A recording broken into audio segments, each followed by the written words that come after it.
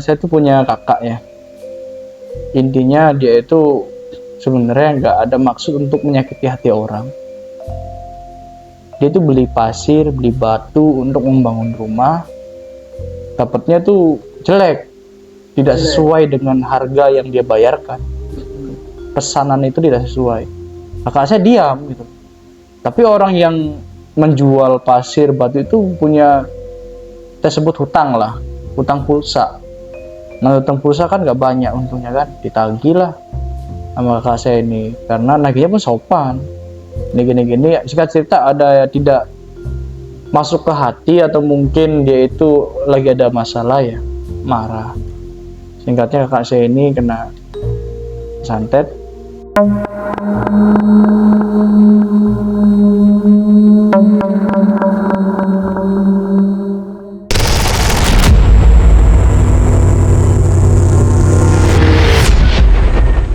Jadi gini Kang Ijal. Gimana tuh Pak? Saya tuh punya kakak ya. Intinya dia itu sebenarnya nggak ada maksud untuk menyakiti hati orang. Dia tuh beli pasir, beli batu untuk membangun rumah. Dapatnya tuh jelek, tidak sesuai dengan harga yang dia bayarkan. Pesanan itu tidak sesuai. Kakak saya diam gitu. Tapi orang yang menjual pasir batu itu punya, kita sebut hutang lah, hutang pulsa.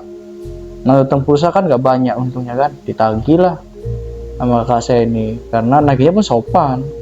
Ini gini-gini, singkat cerita ada tidak masuk ke hati atau mungkin dia itu lagi ada masalah ya, marah. Singkatnya kakak saya ini kena santet, dimana waktu itu sampai satu keluarga itu dibuat ketakutan yang sangat luar biasa. Ketakutan luar biasa. Rumah yang baru jadi pun sampai-sampai itu bisa disebut, bisa dibilang tidak layak huni. Tidak layak huni itu rumah. Waduh.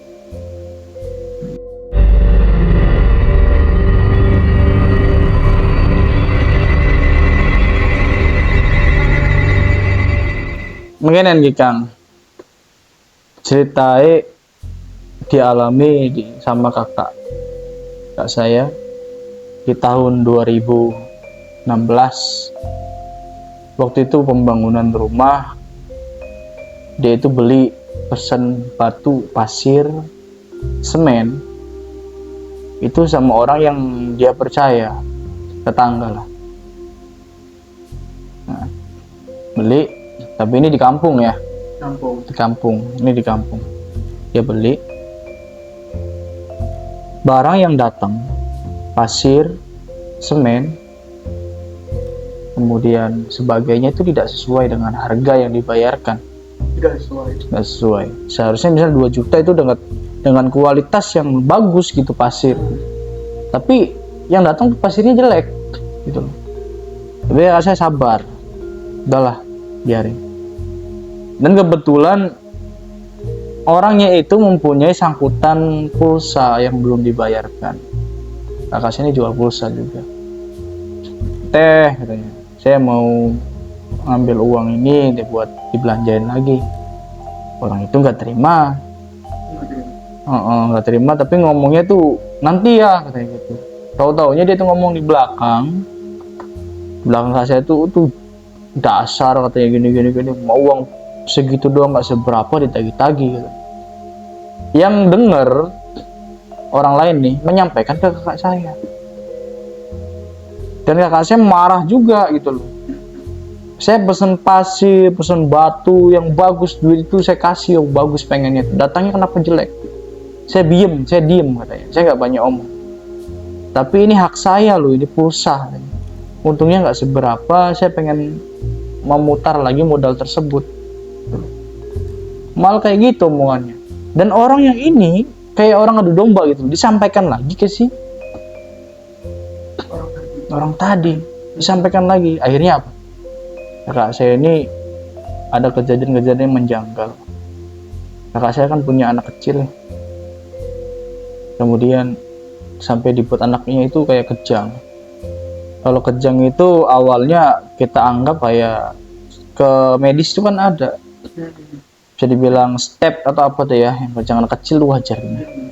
Tapi stepnya ini aneh gitu loh. Jadi ceritanya gini,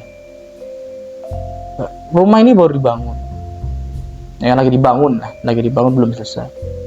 Nah, saya pindah ke rumah yang nyewa lah, kita sebut aja nyewa. Pada saat sebelum subuh itu anaknya rewel nangis aja, dibawa keluar oleh kakak saya tuh. Duduk di depan teras, duduk sambil digendong, tuh kan. Anaknya itu terlelap tidur, itu dia nangis deh. Kemudian kakak saya tuh bengong sambil ngeliat ke arah-arah, ya orang bengong gimana sih kan. Pada saat dia noleh ke anaknya yang tadi dikira dia tidur, anaknya itu sedang kejang yang sangat luar biasa. Kejang. Kejangnya itu muka tuh sampai warnanya tuh kebiru-biruan. Kejang luar biasa lah. Dibilang badan panas pun enggak panas badannya. Itu anak tuh nggak panas. Biasanya bayi kalau ya bukan bayi banget sih ya, mungkin umur 1 tahun lebih lah. Biasanya itu kalau kejang itu didasari oleh suhu tubuh yang tinggi, panas ya kan. Ini nggak sakit pun anaknya, kejang gitu.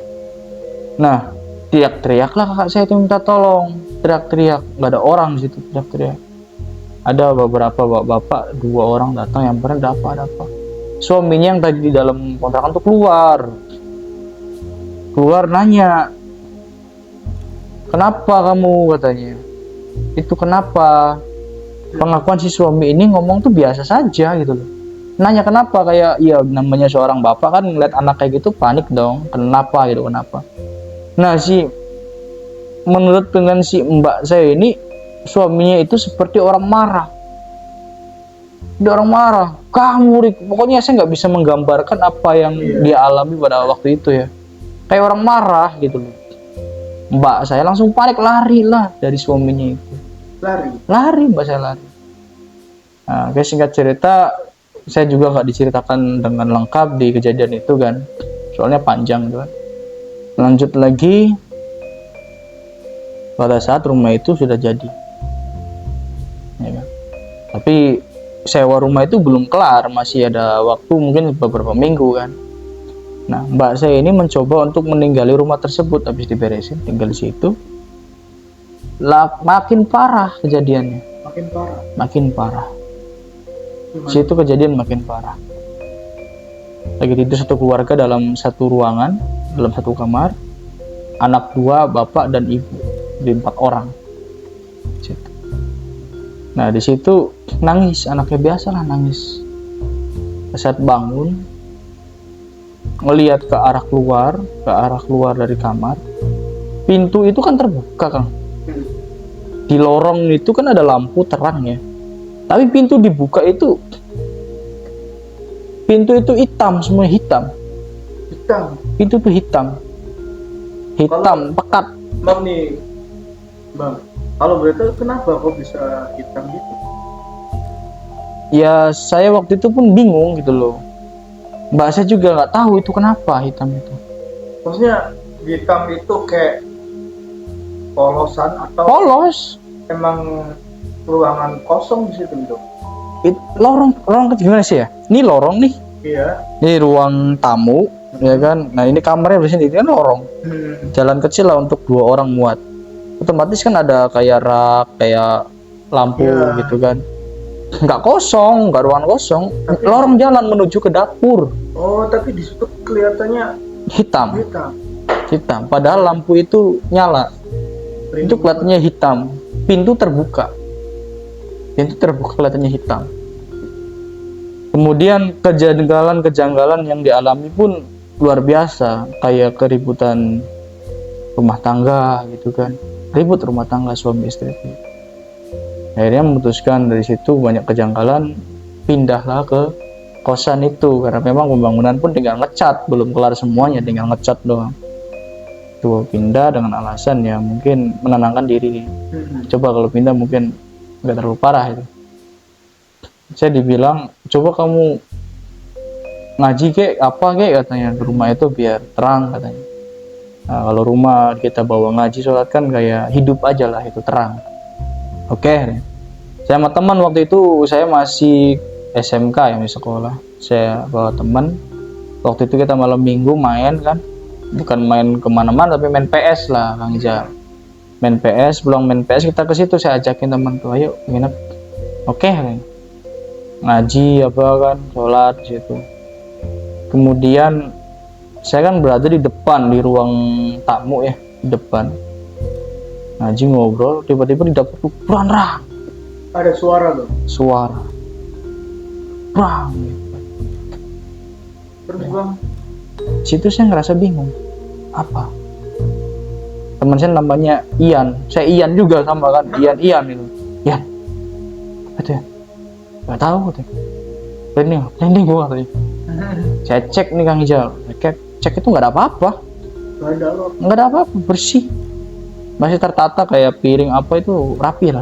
tapi maaf bang, mau tanya nih, tapi kedengaran suara itu kayak barang jatuh gitu ya? Barang jatuh blombrang gitu kayak seng ya kayak panci gitu kan tapi bersih Pas dicek nggak ada apa. nggak ada apa-apa. Balik lagi ini saya memutuskan untuk masuk kamar kakak saya sebentar ya Yan gitu. Terus ini ya masuklah saya ke kamar tuh bukan mau ngapa-ngapain Kang Ijal saya tadi kan ke belakang ngecek sambil cuci muka apa kan gitu kan saya rapiin rambut apa ngaca duduk di kasur ya kan duduk di kasur tiba-tiba kayak ada sosok hitam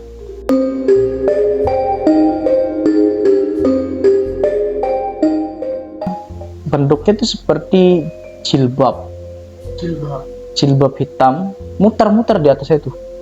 Wis sekilas sebelum merinding saya kalau ingat itu memang kejadian yang saya alami itu benar-benar nyata dengan sesingkat-singkatnya itu tidak ada hitungan menit detik lah muter-muter hijab gitu loh bentuknya saya ingat itu kayak hijab hitam warnanya hitam jadi mulai saya langsung berdiri jalan keluar. Bisa ngapain nih nggak apa-apa gitu. Ngobrol lagi ya kan ngobrol makan malam saya pengen BAB mohon maaf ya saya sebutin ya buang air besar tuh buang air besar akhirnya saya masuk lagi ke toilet di situ kan ada tempat nyuci sama toilet WC itu terpisah gitu kan saya masuk WC di situ WC sambil duduk dan ada rasa tegang juga di situ dan ternyata Kang Ijal pada saat saya duduk sekilas saya itu di dalam WC itu melihat bayangan hitam dan saya yakin bahwasannya itu sosok genderuwo.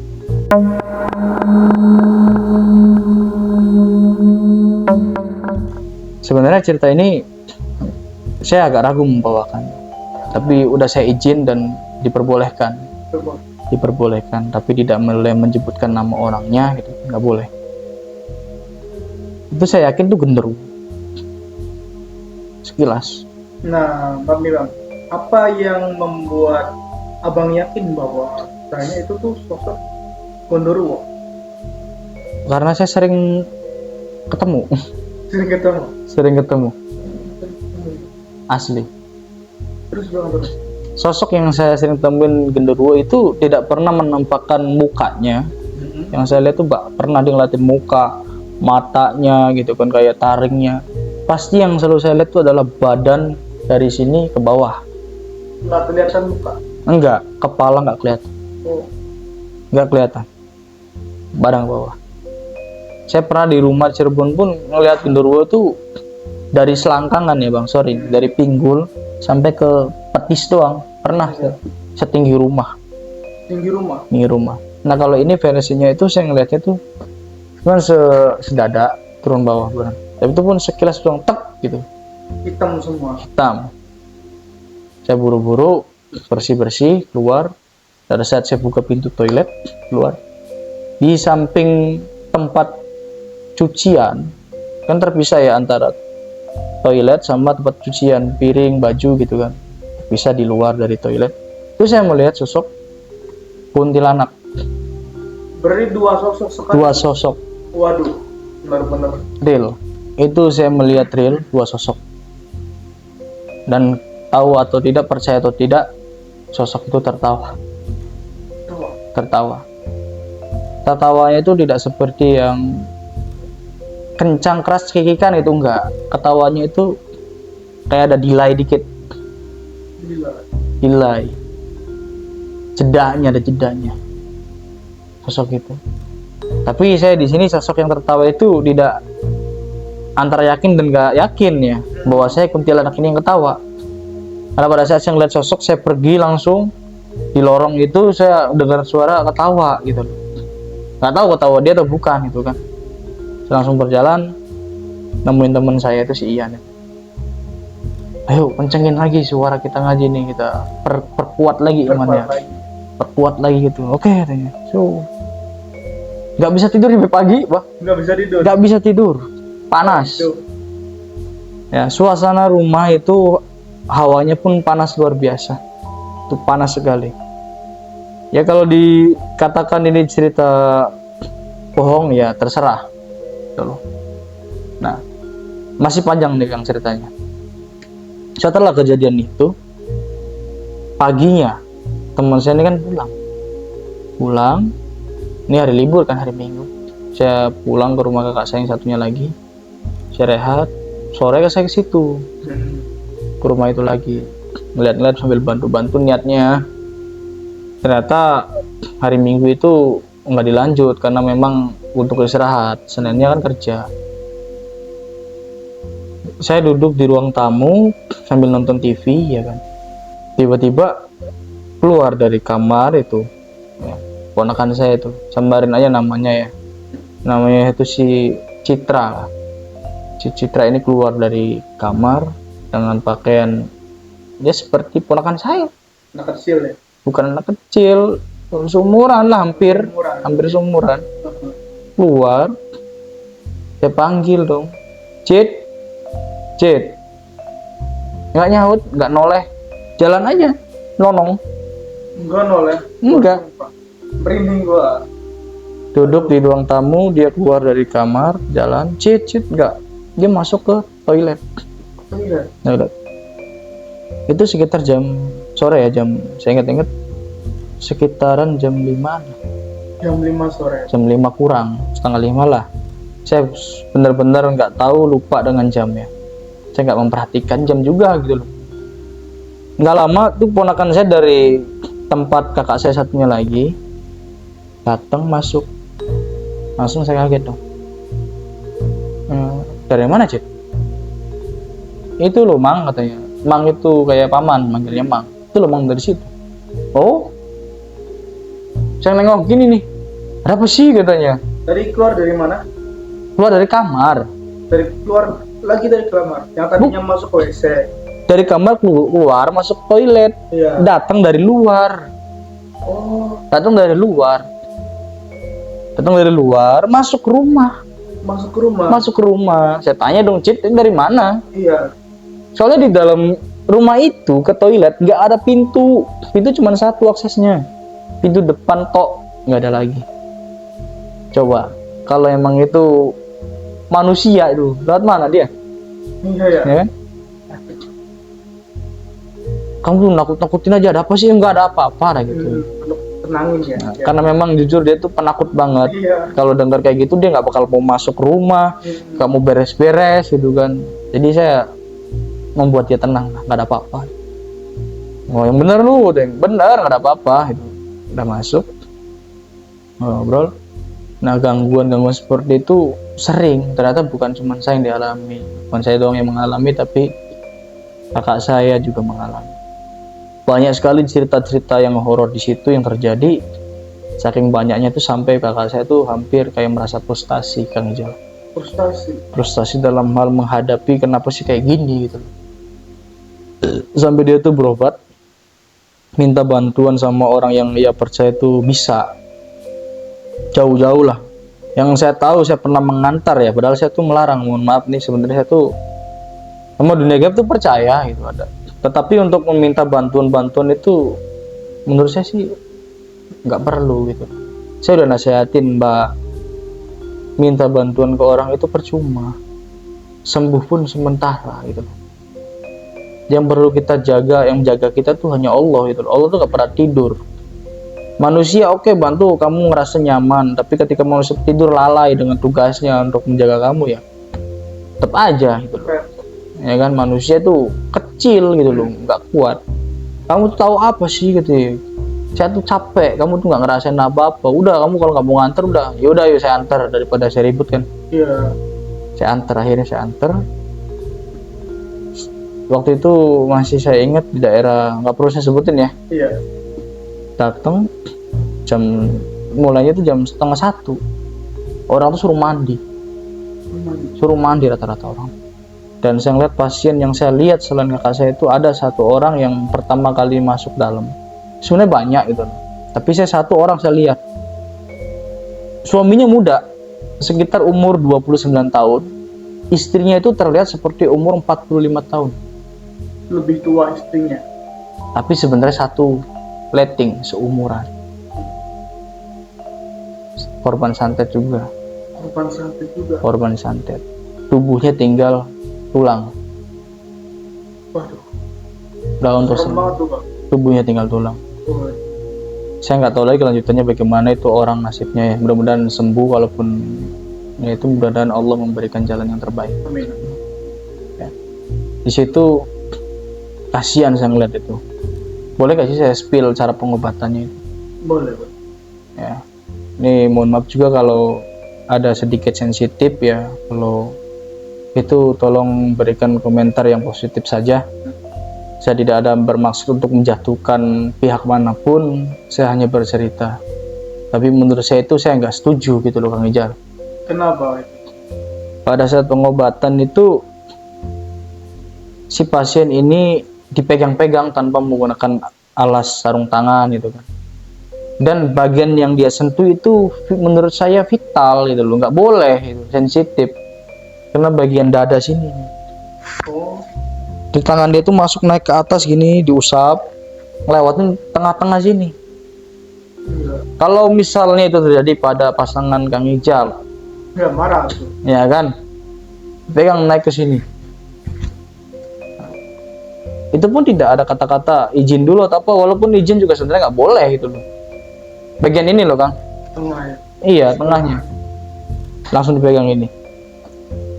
Saya keluar gitu. Wah. Langsung aja ke cerita Mbak saya kembali ya. Pulang dari situ Mbak saya merasa baik-baik saja, itu merasa dia nyaman lagi gitu kan.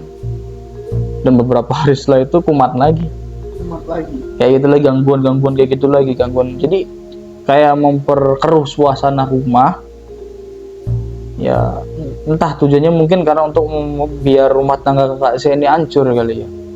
Ada penampakan, dia juga sama melihat apa yang pernah saya lihat di situ, kayak sosok genderuwo yang tadi ternyata bayangan hitam di pintu itu adalah genderuwo.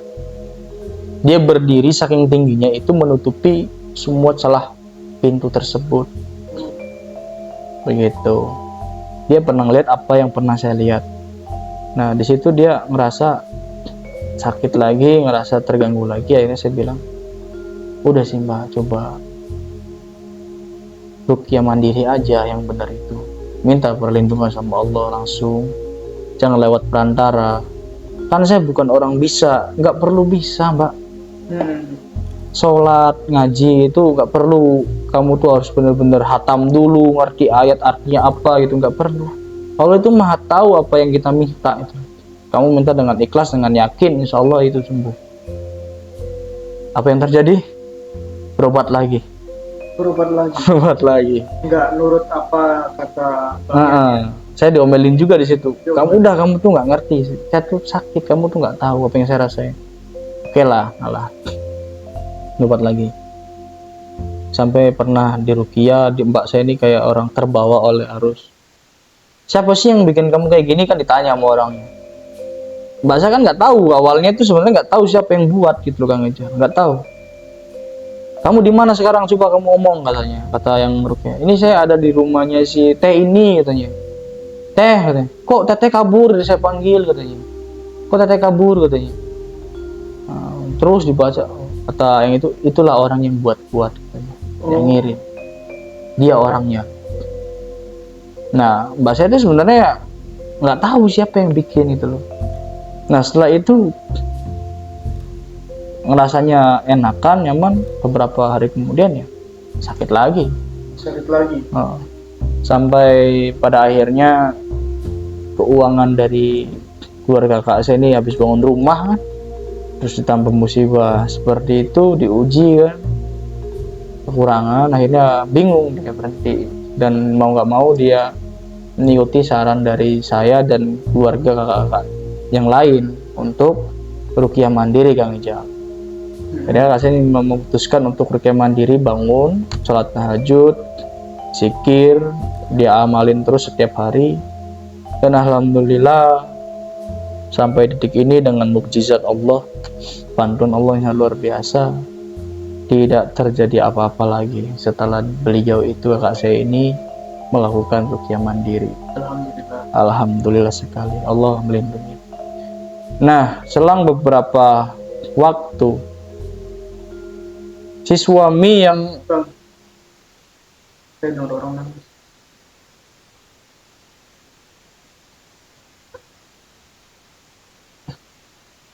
Cewek.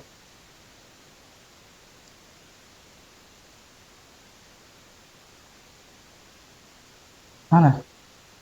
Tadi ada suara orang nangis, cewek. Di mana? Ini. Samping. Iya. Dan gak usah digubris. Lanjut. Serius nggak ini? Serius, Sir. Itu nanti cerita di akhir ini ya. Kita skip dulu. Jadi setelah sembuh, melakukan kegiatan yang diusulkan oleh kita, oleh keluarga, beberapa waktu kemudian si suami yang kata Mbak saya ini kan pernah diituin nama orang yang meruqyah, nyampe ke rumah si Teteh itu. Teh mau kemana? Aku lari-lari gitu kan, disamperin malah lari. Mereka itu cerai. Suami istri itu cerai. Dan suaminya itu bilang ke kakak saya yang laki-laki, yang ipar, suami kakak saya. Panggil aja kakak saya ini namanya Yapto. Keluarga dari istri kamu tuh kuat-kuat ya. Bilang gitu, Bang. Iya. Kuat-kuat katanya. Udah saya tes semua, kuat katanya. Kakak saya mau marah gitu kan. Tapi ya buktinya apa gitu loh. Iya. Ya kan, apalagi permainan seperti itu, didiemin aja sama kakak saya. Akhirnya memang bener pisah, rusak sendiri rumah tangganya. Yang nyantetnya tuh. Iya. Tapi wallahu alam ya, entah dia tuh nyantet atau enggak kan, itu fitnah kan. Tapi bisa disimpulkan ke situ sih kan ya. Ya sudah. Itu ceritanya sampai situ, dan itu pembuktian dalam hidup yang pernah saya lihat langsung, pernah keluarga saya alami gitu. Bahwasanya ruqyah yang minta pertolongan ke orang-orang itu kadang mungkin ada yang berhasil gitu kan. Iya. Tapi menurut saya itu nihil gitu. Itu nihil. Malah ruqyah mandiri yang kita yakin Allah itu bakal membantu, alhamdulillah. Clear. Oke, Bang Rizal, terima kasih, sampai situ aja sih. Oke. Cerita dari saya. Dan mengenai yang ketawa itu perlu dibahas ya? Takut saya, Pak. Aduh. Oke penonton, terima kasih sudah menonton apa yang saya sampaikan. Mohon maaf jika ada kesalahan dalam bertutur kata. Jangan diambil hati, ambil positifnya. Jangan percaya dukun karena itu musyrik. Kalau percaya dunia gaib itu harus, wajib. Terima kasih, mohon maaf kalau banyak salah. Akhir malam akan menjelang pagi.